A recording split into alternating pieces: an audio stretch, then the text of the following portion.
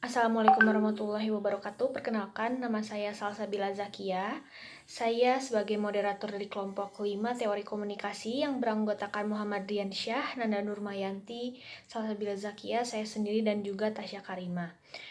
Pada kesempatan kali ini, kami akan menjelaskan tentang teori standpoint. Untuk yang pertama, ada sejarah teori standpoint. Sejarah dan teori akan dijelaskan oleh saya sendiri.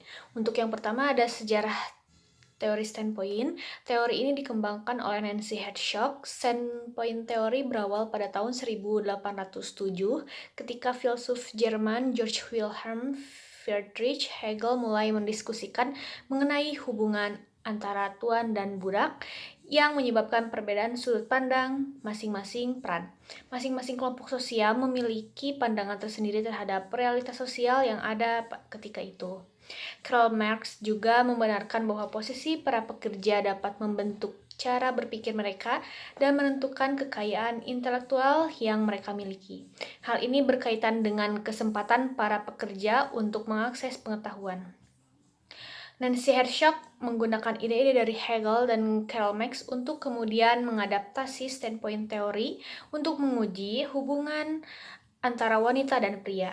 Dengan ide inilah, pada tahun 1983, Hertzog mempublikasikan The Feminist Standpoint, Developing the Ground for a Specially Feminist Historical Materialism. Menurut Hallstein, mengemukakan bahwa standpoint teori menyoroti hubungan antara kekuasaan dan pengetahuan. Dengan demikian, standpoint teori hendak memberikan pemahaman yang lebih baik dan komitmen pada gagasan bahwa pengetahuan selalu dikaitkan dengan kekuasaan dan politik. Sebagai konsekuensinya, dasar dari prinsip standpoint teori adalah bahwa pengetahuan selalu muncul pada lokasi sosial dan dibentuk oleh hubungan kekuasaan. Selanjutnya adalah biografi Nancy Hertzog. Nancy Hertzog lahir pada tahun 1943 dalam keluarga kelas menengah bawah metodis di Ogden, Amerika. Dia kuliah di Wellesley College. Selama di sana, Hertzog terlibat dalam Wellesley Civil Rights Group. Kelompok ini memberikan bimbingan belajar di Roxbury dan Boston, Massachusetts, serta bekerja dengan NAACP Boston. Setelah menyelesaikan kuliah, Hertzog melanjutkan untuk mendapatkan gelar master dari University of Chicago. Di sana, ia terlibat dengan kelompok organisasi masyarakat bersama The Woodlawn Organization yang dimulai oleh aktivis Saul Alinsky. Ketika Martin Luther King membawa gerakan hak sipil ke utara, Hertzog berbisnis untuk membantu gerakan ini. Setelah pawai ini, dia kemudian membantu memulai kasus mahasiswa pascasarjana di bidang ilmu politik. Hertzog menerima gelar PhD dalam ilmu politik dari Universitas Chicago pada tahun 1972. Dia adalah seorang musisi yang terlatih dan sebelum disertasinya, Hertzog membangun dan memainkan harpsichord. Hertzog juga menyatakan minatnya pada berkuda, makanan, perjalanan, dan juga seni. Materi selanjutnya ada definisi standpoint, asumsi dasar, dan juga konsep yang akan disampaikan oleh Saudari Nanda. Kepada Saudari Nanda, disilakan. Baik, terima kasih moderator. Saya Nanda akan mempresentasikan tentang definisi teori standpoint. Teori standpoint disebut juga sebagai teori sikap yang merupakan sebuah teori yang dapat mengubah kekuasaan seseorang melalui kewenangan suara pribadi individu. Teori ini pertama kali dipelopori oleh filsuf Jerman pada tahun 1807. Ia mengemukakan bahwa teori ini hubungan antara tuan dan budak. Walaupun hidup dalam ruang lingkup yang sama, tetapi mereka memiliki ilmu pengetahuan dan pengalaman yang berbeda. Kemudian teori ini dikembangkan oleh Nancy yang mencampurkan teori ini dengan feminisme yang berpandangan bahwa wanita dapat mengakhiri penindasan ini. Untuk asumsi dasar dari standpoint teori ini ada 5. Yang pertama, kehidupan material atau posisi dalam kelas sosial membentuk dan membatasi pemahaman mengenai hubungan sosial. Yang kedua, ketika hubungan sosial dibentuk untuk dua kelompok dengan menggunakan dua hal yang bertolak belakang, maka pemahaman dari masing-masing pihak akan berbeda. Kelompok yang berkuasa akan mendominasi dibandingkan dengan kelompok yang kecil atau subordinat. Yang ketiga, pandangan pada kelompok yang memiliki kuasa akan membentuk hubungan material, di mana semua kelompok dipaksa untuk berpartisipasi. Yang keempat, pandangan yang ada pada kelompok yang tertindas akan didengar apabila berusaha dengan sangat keras, sehingga bisa didengar itu merupakan suatu penghargaan bagi kelompok yang kecil. Yang kelima, pemahaman potensial pada pihak yang tertindas dapat menunjukkan kekejaman hubungan yang sudah berlangsung di antara kelompok-kelompok tersebut, baik antara kelompok yang besar ataupun dengan kelompok yang kecil. Untuk konsep standpoint teori itu ada 3. Yang pertama, sudut pandang standpoint teori merupakan posisi yang diperoleh berdasarkan lokasi sosial yang mempengaruhi aspek interpretasi pada kehidupan seseorang. Sebuah perspektif ini dibentuk oleh pengalaman-pengalaman oleh posisi seseorang dalam hierarki atau tingkatan sosial. Yang kedua, knowledge atau pengetahuan. Apa yang dipelajari oleh seseorang didapat dari posisi dan peran yang diembannya dalam kehidupan sosial. Dalam komunitas lokal, pandangan akan suatu hal dapat berbeda tergantung pada pengalaman yang dialaminya. Yang ketiga ada sexual division, berdasarkan pada gagasan bahwa pria dan wanita terikat dalam jabatan yang berbeda berdasarkan jenis kelamin. Dengan demikian, standpoint teori menyoroti pada eksploitasi dan distorsi yang dihasilkan ketika pekerjaan dibagi berdasarkan jenis kelamin antara laki-laki dan juga perempuan. Sekian presentasi dari saya kembalikan kepada moderator. Terima kasih kepada Saudari Nanda. Untuk selanjutnya ada materi tentang hubungan standpoint dengan komunikasi dan juga gender dan komunikasi yang akan disampaikan oleh Muhammad Riansyah. Kepada Muhammad Riansyah, disilahkan. Bismillahirrahmanirrahim. Terima kasih sebelumnya kepada moderator. Saya Muhammad Riansyah. Di sini saya akan menjelaskan tentang hubungan standpoint teori dengan komunikasi. Standpoint teori dapat meningkatkan hubungan timbal balik dengan perilaku komunikasi dan sudut pandang. Komunikasi dapat membentuk sudut pandang yang dipelajari dari apa yang telah dialami di lingkungan melalui interaksi dengan orang lain. Melalui komunikasi, maka dapat membentuk dan menyampaikan standpoint tersebut. Lebih jauh lagi, komunikasi dapat menjadi sarana bagi perubahan ke arah yang lebih baik lagi.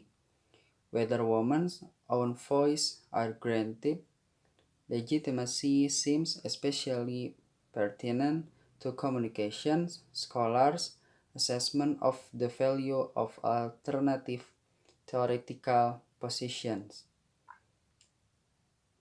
Pernyataan yang diungkapkan oleh Wood jelas menggambarkan bahwa komunikasi menjadi legitimasi penting untuk menyuarakan sudut pandang kaum wanita. Komunikasi menjadi akar dari semua konsep yang ada dalam standpoint teori.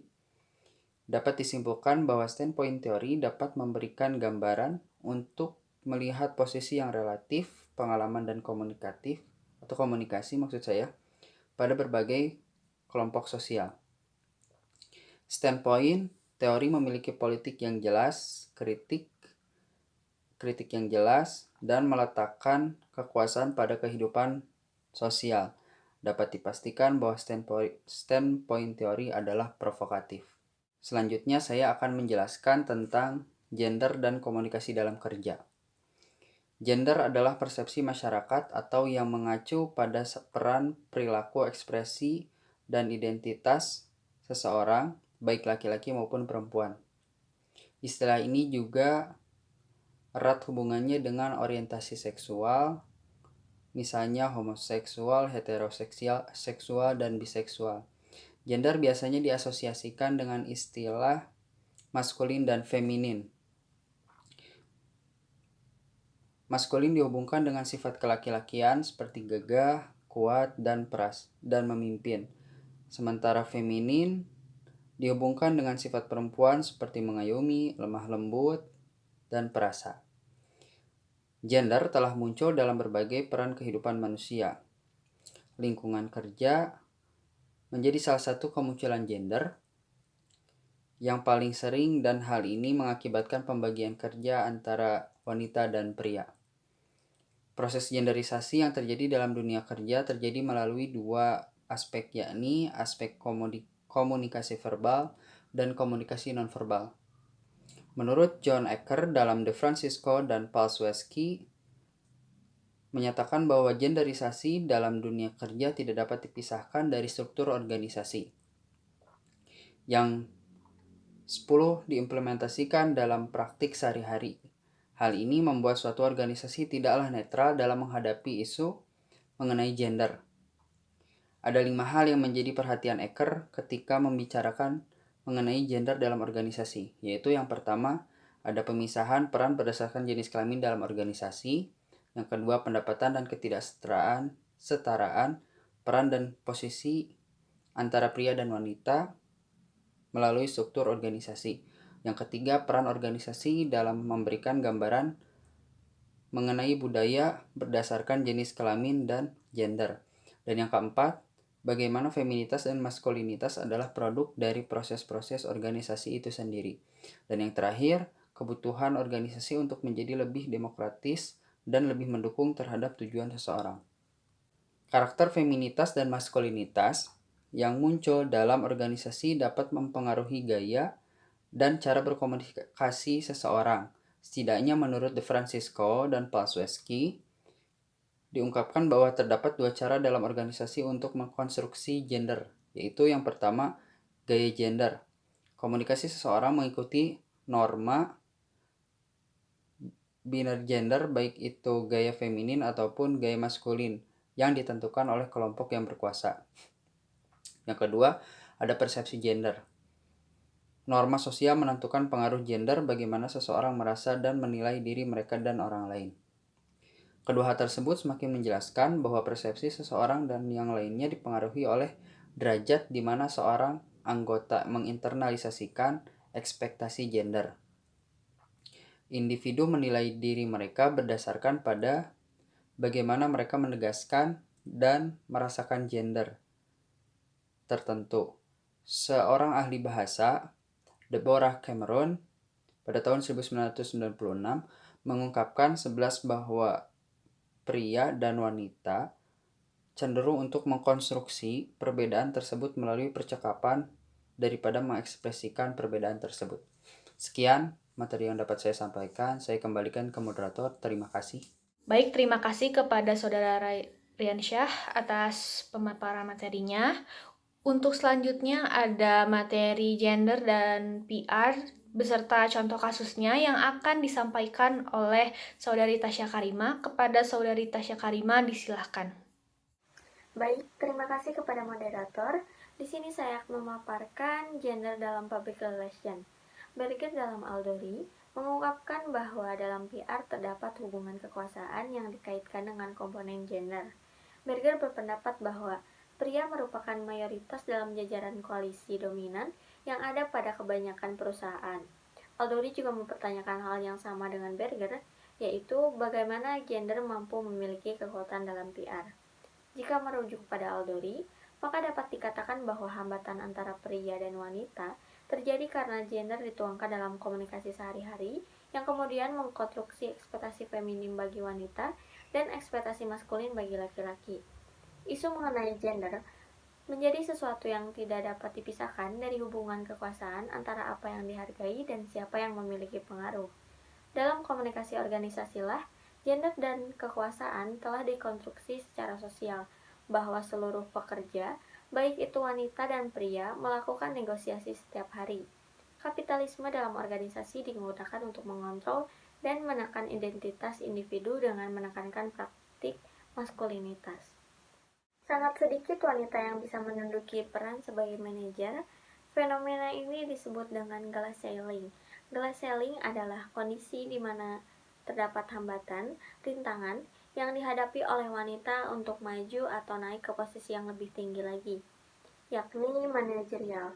Keadaan ini menurut Slocum and Hellriegel diakibatkan oleh 3 hal, yaitu Yang pertama, para eksekutif dan manajer tidak dibekali oleh akuntabilitas mengenai kesetaraan dalam peluang dunia kerja. Yang kedua, wanita dan kaum minoritas tidak didorong untuk mengembangkan karir mereka ke tingkatan yang lebih tinggi. Yang ketiga, wanita kurang mendapatkan pelatihan dan kesempatan untuk mengembangkan diri yang dapat meningkatkan kompetensi dan kesempatan wanita untuk dipromosikan ke jenjang karir yang lebih tinggi lagi. Selanjutnya ada contoh kasus. Contoh kasus yang kami ambil ialah kekerasan komunikasi dalam romantic relationship. Mengapa? Karena kekerasan komunikasi dalam romantic relationship masih menjadi sebuah kasus tersendiri karena fenomena tersebut masih terjadi dan melibatkan perempuan sebagai korban kekerasan. Merupakan peristiwa gunung es di mana kasus yang terlaporkan sangat sedikit serta pelindungan hukum yang diberikan masih terbatas. Karena informasi masyarakat akan kekerasan komunikasi dalam romantic relationship itu sendiri masih minim. Fokus penelitian ini adalah untuk mempertanyakan mengapa terjadi kekerasan dalam hubungan yang melibatkan perempuan sebagai korban di dalamnya, aspek yang melatar belakangi, bentuk kekerasan, frekuensi terjadinya, dan bagaimanakah relasi komunikasi yang terjalin. Teori utama penelitian menggunakan standpoint teori dari Sandra Harding. Hasil penelitian menggambarkan bahwa memang telah terjadi kekerasan komunikasi yang dialami oleh perempuan selama hubungan romantis. Bentuk kekerasan yang dialaminya adalah kekerasan verbal dan non-verbal. Implikasi teoritis dari penerapan standpoint teori belum mampu menjelaskan fenomena yang terjadi di lapangan karena tidak semua wanita dibesarkan dengan pengalaman sosial yang sama tentang sudut pandang terhadap laki-laki. Namun demikian, kekerasan masih tetap terjadi. Cukup sekian pemaparan materi dari saya kembalikan ke moderator. Terima kasih kepada Saudari Tasya Karima atas pemaparan materinya. Mungkin cukup sekian dari kelompok kami. Kurang lebihnya kami mohon maaf apabila masih ada kesalahan. Wassalamualaikum warahmatullahi wabarakatuh.